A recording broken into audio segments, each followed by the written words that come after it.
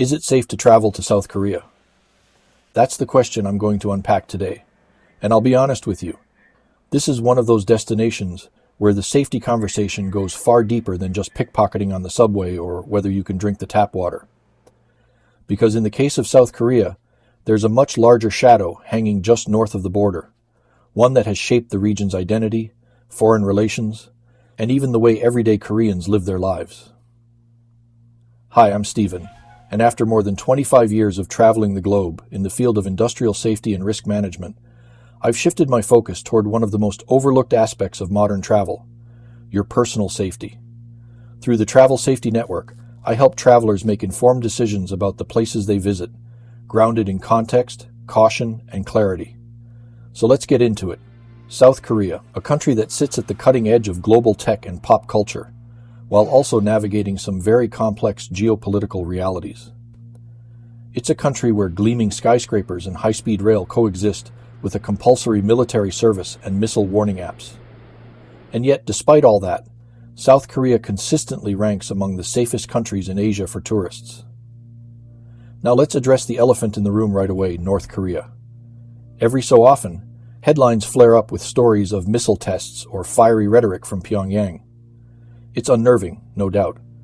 But what might surprise you is how little those tensions affect daily life on the ground in Seoul, Busan, or Jeju Island. The South Korean government, along with its allies like the United States, maintains a state of constant preparedness, which has created a strange kind of normalcy. Air raid drills are routine, but they don't signal any imminent danger. They're more like fire drills at school: precautionary, rehearsed, and embedded into daily life. As for the proximity to the DMZ, the demilitarized zone that separates North and South, most travelers won't get anywhere near it unless they're deliberately signing up for a tour. And yes, those tours are tightly controlled and perfectly safe. The DMZ remains one of the most fortified borders on Earth, but also one of the most stable. The tension is more diplomatic than explosive, and most government travel advisories don't rank South Korea as high risk because of it. In fact, as of this recording, the travel advisories from the US State Department, Global Affairs Canada, the FCDO in the UK, and Australia's Department of Foreign Affairs all classify South Korea as a country where travelers should exercise normal or increased caution, but not avoid altogether. Now let's pivot from geopolitics to everyday experience. What's it actually like on the streets of Seoul? How safe are you from crime, scams, or discrimination? If you're coming from a North American or European city, South Korea will feel almost shockingly safe. Violent crime against tourists is extraordinarily rare. Petty theft? It exists, but it's not widespread. I've walked through downtown Seoul late at night with no sense of unease. The infrastructure is modern. The subway system is one of the best in the world, and you'll find uniformed police in busy areas, not in response to crime, but more as a reassurance of order. Now that said, no country is perfect, and you should remain aware. Some scams exist, especially in tourist-heavy neighborhoods like Itaewon or Myeongdong. These tend to be low-level: overpriced bars, pushy street vendors, maybe a bait-and-switch in a market. But with a little street smarts and awareness, you can avoid falling for them. Let's talk about health and hygiene. South Korea scores extremely well here. The drinking water is safe in all major cities, though if you're traveling to rural areas, it's always good to double-check. Food safety is outstanding. Street food is a highlight in Korea, from spicy tteokbokki to crispy hotchok, and it's generally prepared in clean, well-regulated stalls. I've eaten street food across the country and never once had a problem. You might still want to ease your stomach into the local spice levels, but that's a culinary adventure, not a safety concern. Local transportation? It's as efficient and safe as it gets. The Seoul Metro alone covers an enormous range of the capital and is impeccably clean, well-lit, and punctual. Bus routes can be more confusing, especially if you don't read Korean, but even then, most buses have English signage and drivers are used to helping tourists. If you're using taxis, try to stick to registered ones and beware of unlicensed drivers hanging around tourist areas. Again, rare, but worth noting. Apps like Kakao Taxi or Uber, in some areas, are a reliable alternative.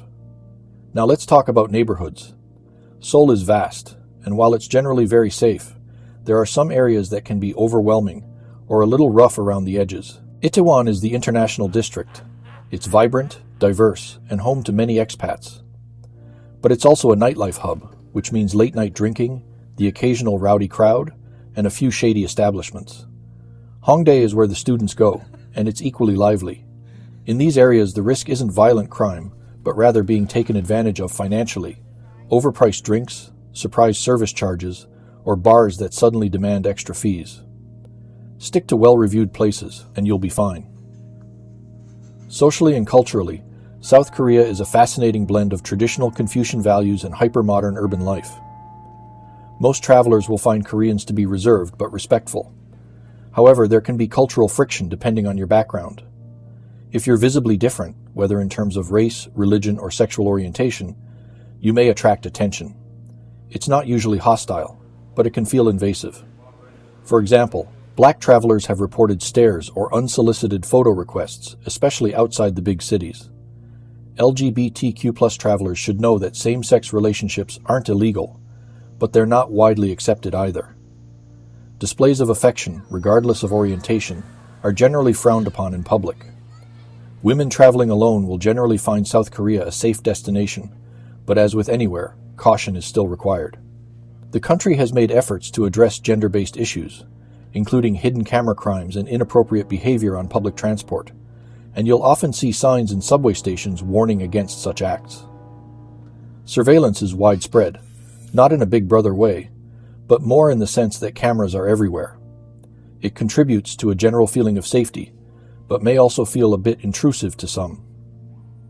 Let's take a moment now to talk about one of the most underrated safety concerns: air quality. South Korea, particularly in the spring, experiences episodes of yellow dust blown in from the deserts of China and Mongolia.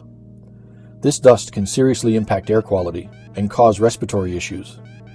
If you're sensitive to pollution or have asthma, you'll want to monitor air forecasts and consider wearing a mask on high-pollution days. Masks are socially acceptable, especially post-COVID, and many locals wear them daily. Now a quick word on immigration and visa policies. For most travelers from the US, Canada, the UK, Australia, and parts of the EU, South Korea offers visa-free entry for stays of up to 90 days. But always double-check the most current policies before you travel. Immigration officers are professional and efficient, but you may be asked to show proof of onward travel or accommodation.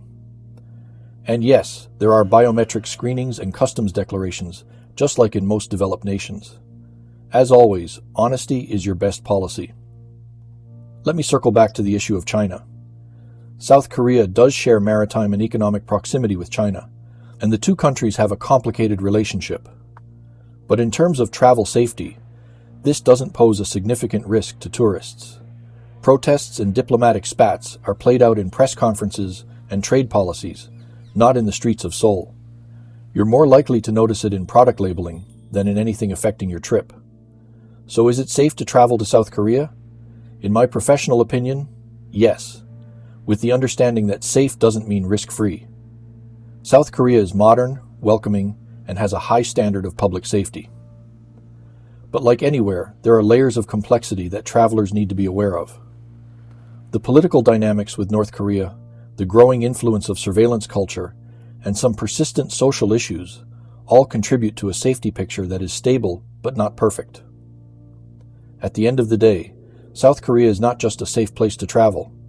It's a phenomenal one. Whether you're there for the temples of Gyeongju, the lights of Seoul, the beaches of Busan, or the hiking trails of Jeju Island, this is a destination that rewards the curious, the respectful, and the well-prepared. And now, as promised, a little surprise at the end of this video. One of the quirkiest and most unexpectedly useful tools you'll find in South Korea is a real-time public toilet app. Yes, you heard me right. It's a government-backed service that shows the cleanest, closest public restrooms wherever you are in the city, only in Korea. If you found this video helpful, be sure to subscribe to the Travel Safety Network.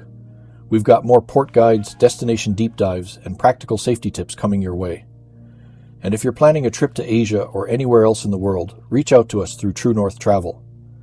Paula and I are ready to help you build a vacation that's as safe as it is unforgettable.